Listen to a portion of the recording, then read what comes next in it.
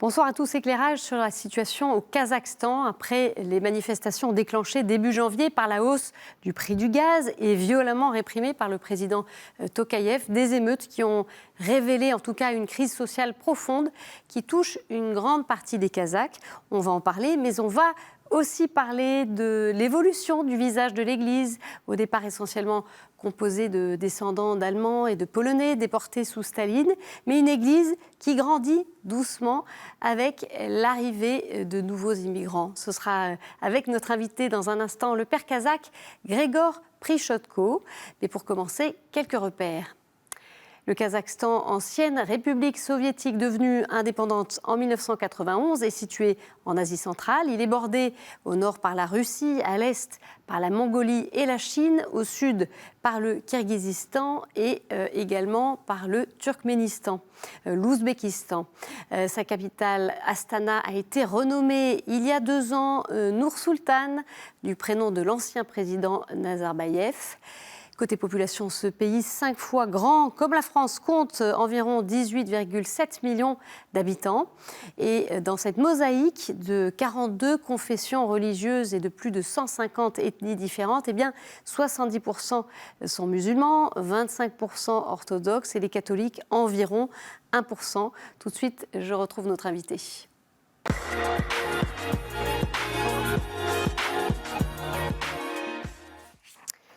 Père Grégor Prichotko, merci de vous retrouver.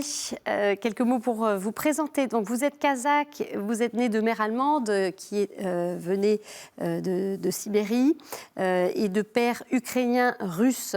Alors, votre famille, eh bien, elle a quitté le Kazakhstan pour l'Allemagne, c'était à l'indépendance. Mais vous, vous êtes resté dans votre pays pour faire vos études. Et puis, vous êtes ensuite entré au séminaire de Riga en Lettonie. Ensuite, vous avez passé quelques années en France et en Italie. Et puis en 1994, eh bien, vous êtes retourné au Kazakhstan et vous avez créé, avec 2 autres prêtres, le séminaire de Karaganda, où vous avez été ordonné en 1999. Alors depuis 2005, vous vivez en France et depuis septembre dernier, eh bien, vous êtes chancelier du diocèse de Pontoise, dans le Val-d'Oise, c'est-à-dire vous occupez de tout ce qui a trait aux affaires juridiques du diocèse. Voilà, merci de nous retrouver. Alors, on va revenir bien sûr sur cette actualité de ces émeutes de janvier dernier qui ont surpris tout le monde, qui ont été déclenchées, je le rappelle, par cette hausse du prix du gaz, de violentes émeutes. Il y a eu plus de 200 morts, 8000 personnes arrêtées. Vous, vu d'ici, comment est-ce que vous avez vécu ces événements et voilà, est-ce que vous avez été surpris aussi ? Pour moi, c'était un vrai choc parce qu'on ne pouvait pas imaginer que dans ce pays qui a résisté à toutes les tentations des tensions entre les ethnies sur la base religieuse ou ethnique depuis 30 ans, on peut avoir ça, disons, en nos jours, 30 ans après l'indépendance. Déjà, au début, avec la chute de l'Union soviétique, il y avait plusieurs scénarios qu'on pouvait imaginer à l'époque, mais on ne pouvait jamais imaginer un scénario de ce genre-là, de ces émeutes, et puis ensuite d'une vraie insurrection menée, on ne sait pas encore par qui exactement, mais en tout cas qui a choqué vraiment les personnes. Nous étions très inquiets parce que dans la période où il n'y avait pas d'Internet, où il n'y avait pas de possibilité de pouvoir contacter nos proches, nos amis. C'est votre nous cas ? Ne savions pas, c'était mon cas, effectivement. Mais ensuite, en reprenant un petit peu les contacts, on a eu quelques informations d'un bout à l'autre. Et puis, les amis disaient qu'eux, ils n'ont pas plus d'informations que nous, en fait, qui voient tout cela sur la télé et qui sont choqués également par ces événements. Oui. Alors, les évêques, en tout cas catholiques du pays, avaient lancé un appel à la prière pour la paix. Tout à fait, tout à fait. Je crois que les chefs de toutes les religions, les représentants de toutes les religions, le grand moufti comme le métropolite orthodoxe du Kazakhstan et tous les évêques ont fait un appel à la prière pour la paix. Et les messes ont été célébrées le jour de deuil national qui a pu manifester cette mission de l'Église qui est la mission de la paix, et l'Église est importante et elle a un rôle important à jouer dans ce domaine-là. Oui.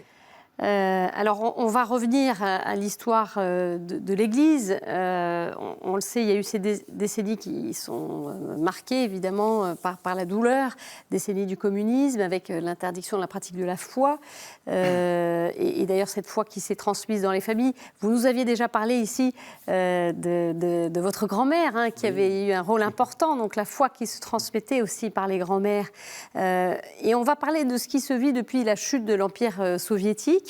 Dites-nous, dans les grandes lignes, comment finalement cette Église, qui a des bases très anciennes, mais comment est-ce qu'elle s'est refondée à partir des années 90 ? Oui, je peux dire que la fin de l'époque soviétique et le début de l'indépendance ont été marqués à la fois par ce vacuum spirituel qui s'est formé, mais à la fois... il y avait à la fois un vide. Voilà, il y avait ce vide, mais les jeunes étaient en recherche de sens de leur existence. Je me souviens très bien parce que l'année de l'indépendance, c'était l'année où je me suis inscrit à la fac de biologie à l'université de Karaganda, et qu'il y avait des tendances tout à fait différentes, même parmi les enseignants. Il y avait les anciens apparatchiks de parti qui disaient que si jamais vous ne sortez pas de cette université en tant que marxiste convaincu, vous n'aurez jamais vos bonnes notes. Il y avait les autres qui étaient au contraire, qui voyaient que tout cela, tout ce qu'on prêchait pendant des années et des années s'écroule, que finalement, il y a une autre perspective qui se dessine.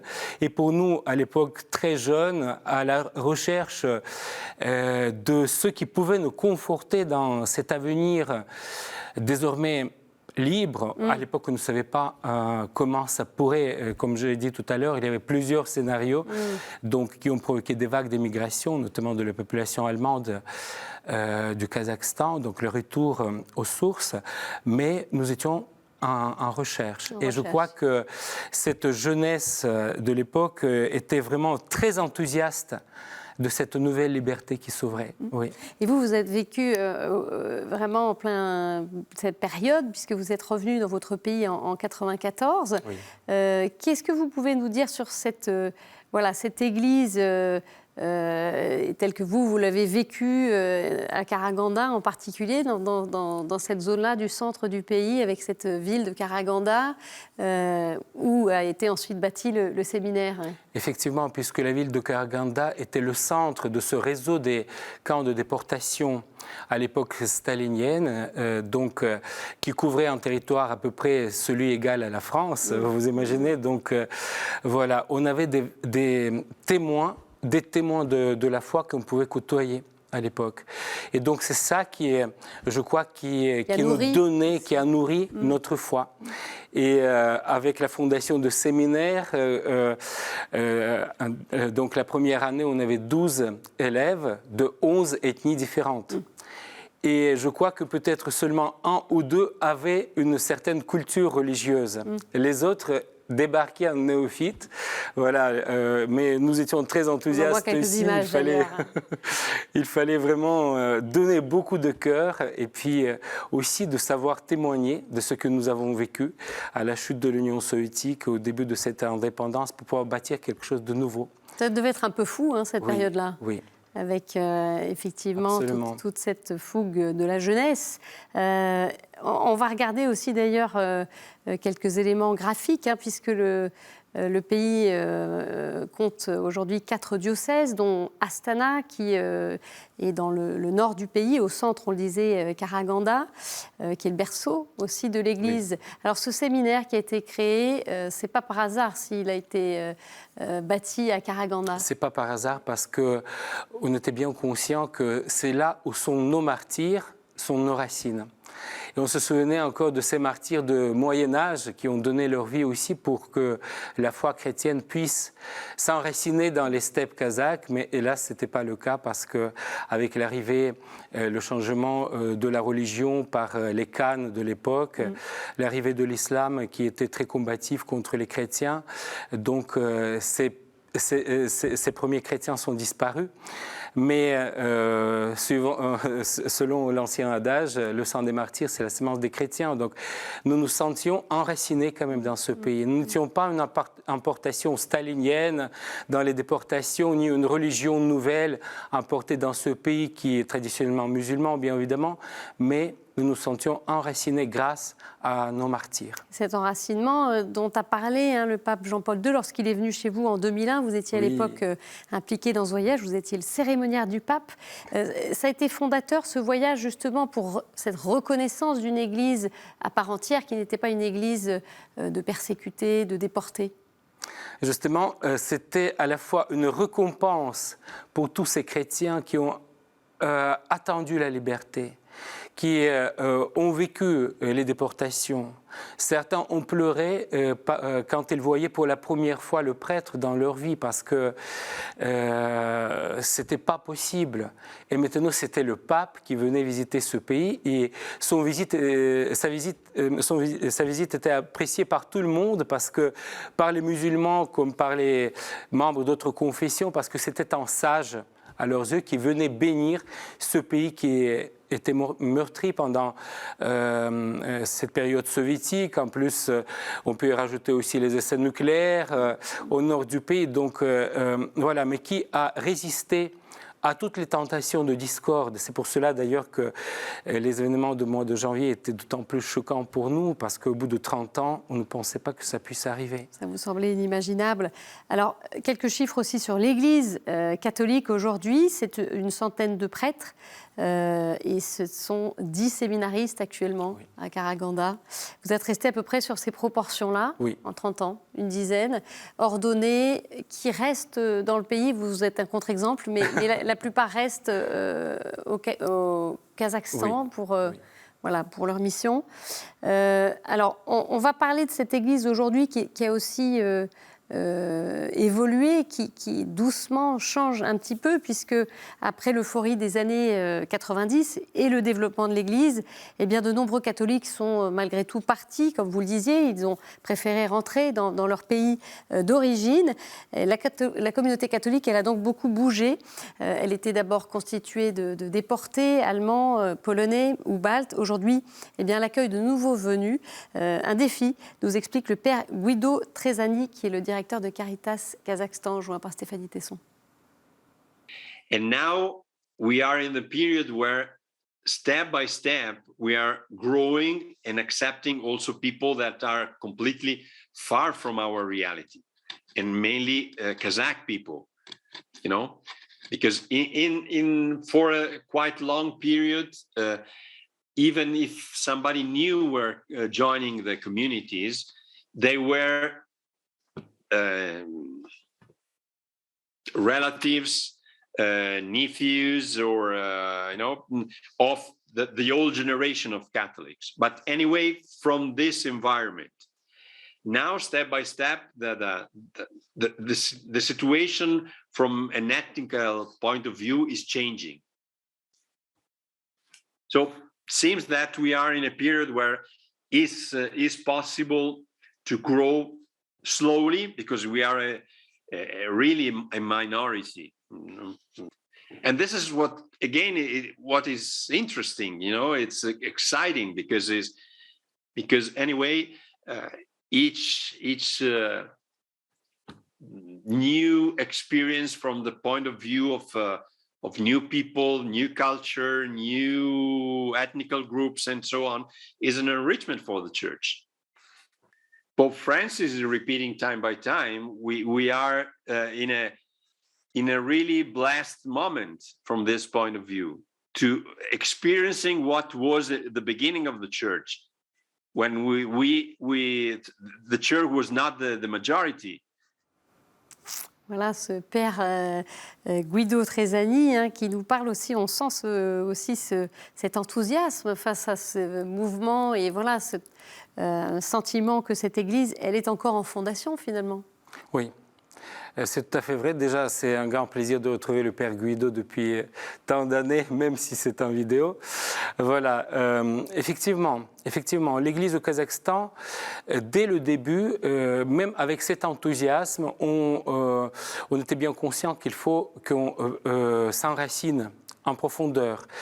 Dans les steppes nomades, voilà, la population est nomade aussi. Il y a eu un grand départ des Allemands qui constituaient quand même une grande partie de l'Église au Kazakhstan. Ensuite, en partie, ce sont les Polonais qui ont commencé à retourner en Pologne, les Ukrainiens. La communauté gréco-catholique ukrainienne est très présente au Kazakhstan aussi. Donc, c'était une Église en mouvement tout le temps. Et il fallait sans doute pour ceux qui... pour les évêques, pour les prêtres, de trouver une manière de pouvoir faire en sorte qu'il y ait une certaine stabilité des communautés. Parce que quelquefois, quand on revenait après quelques années, lors de mes voyages... Vous voyez que ça avait changé? Je voyais que la population changeait complètement, à part que 2-3 personnes dans mon église natale, à Saint-Joseph de Karaganda. Donc, je ne reconnaissais plus de tout cette communauté. D'où viennent un peu ces nouveaux migrants, de quel pays? Alors, la politique du gouvernement kazakh est allée dans le sens de pouvoir rapatrier les Kazakhs de diaspora, notamment ceux qui habitent en Chine. Il y a toute une autonomie en Chine qui est peuplée largement des Kazakhs.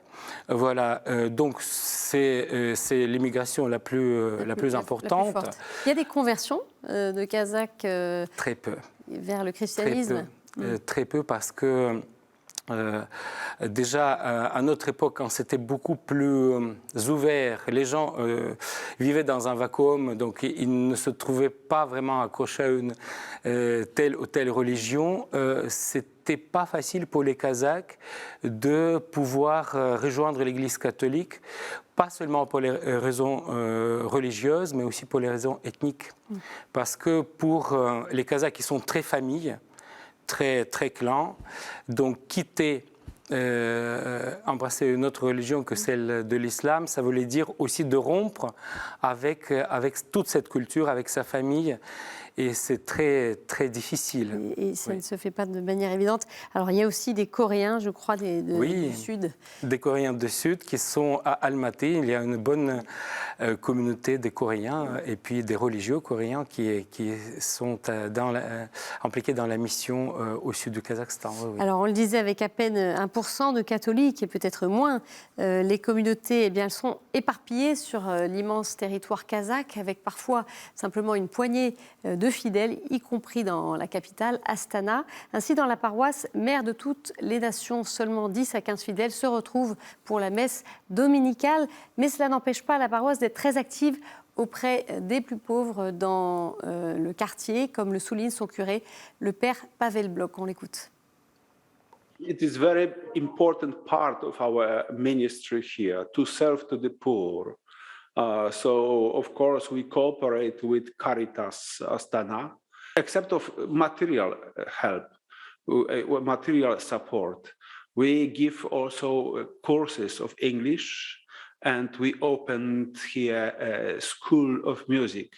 And except of that, we, especially in the summer, we organize some camps for children and youth.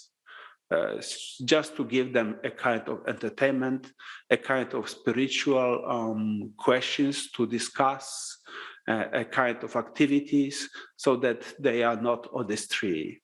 So yes, we offer a lot of our attention to those in need. I suppose it is also important that we bring to Kazakhstan our love to the country, and also that we give our testimony of multicultural community, that we live together, although we are from different countries, in different culture, different age. So all of this, I suppose, we hope so, it's also a kind of part of our ministry to the church, to the place here. Un mot sur justement ces difficultés sociales que peuvent éprouver les Kazakhs. Voilà, qu'est-ce qu'ils vivent? Quels sont les défis aujourd'hui? Les défis aujourd'hui, c'est le problème de la jeunesse qui est dans le milieu rural. Et d'ailleurs, la crise de mois de janvier nous montre justement qu'il y a beaucoup de jeunes ruraux qui étaient impliqués dans les émeutes et qui étaient manipulés sûrement dans l'assaut des centres commerciaux, dans tout ce qui s'est passé. Donc c'est un grand défi au Kazakhstan actuellement. Dernière question pour terminer. Quel défi pour l'avenir des chrétiens? Le défi, c'est d'avoir une ouverture par rapport à toutes les autres confessions. Et je crois que justement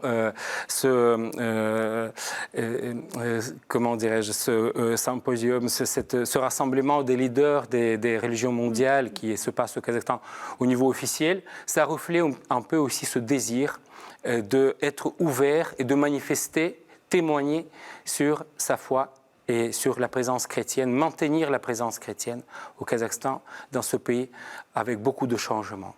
Voilà, effectivement, vous évoquiez ce rendez-vous, le dialogue des confessions qui a été instauré en 2003. Merci beaucoup, Père Grégor Prichotko, pour votre éclairage sur le Kazakhstan qu'on va bien sûr continuer à suivre. Et tout de suite, place à d'autres infos dans le monde.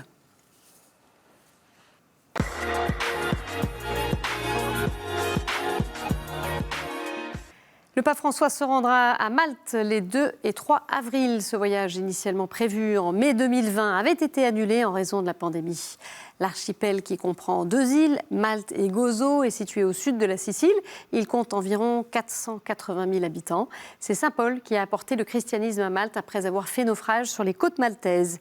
Le catholicisme, largement répandu, est religion d'État depuis 1964.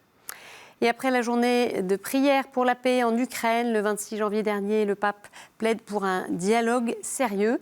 La guerre est une folie, a-t-il scandé lors de l'audience générale du 9 février, au moment où les tensions continuent à la frontière de l'Ukraine et de la Russie. Continuons à supplier le Dieu de la paix pour que les menaces de guerre soient surmontées par un dialogue sérieux et que les pourparlers du format Normandie puissent y contribuer, a déclaré le pape en italien. Un nouveau massacre dans la région de l'Ituri, en République démocratique du Congo. Des milices ont attaqué un camp de déplacés le 1er février.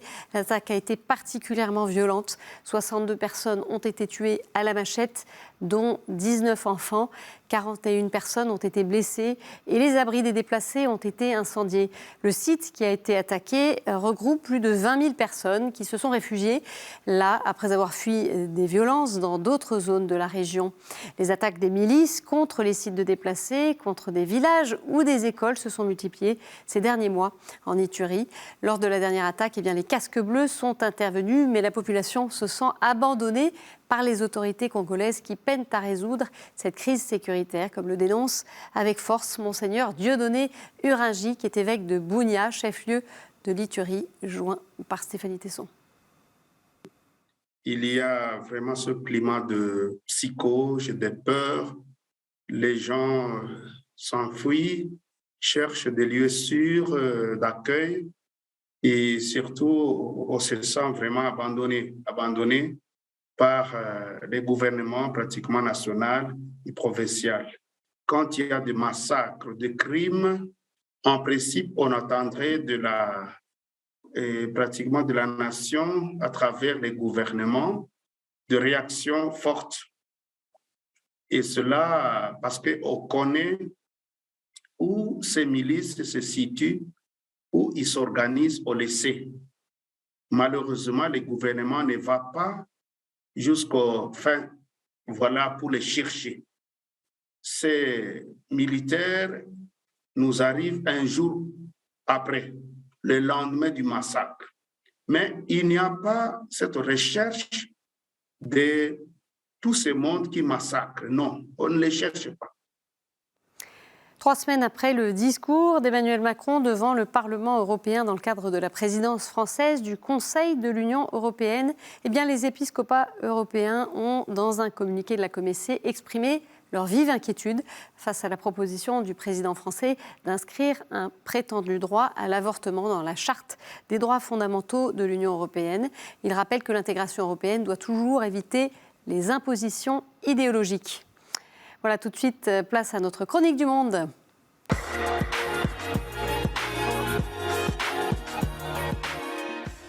Et nous retrouvons le père Rifat Bader, directeur du Centre catholique d'études et des médias d'Amman en Jordanie.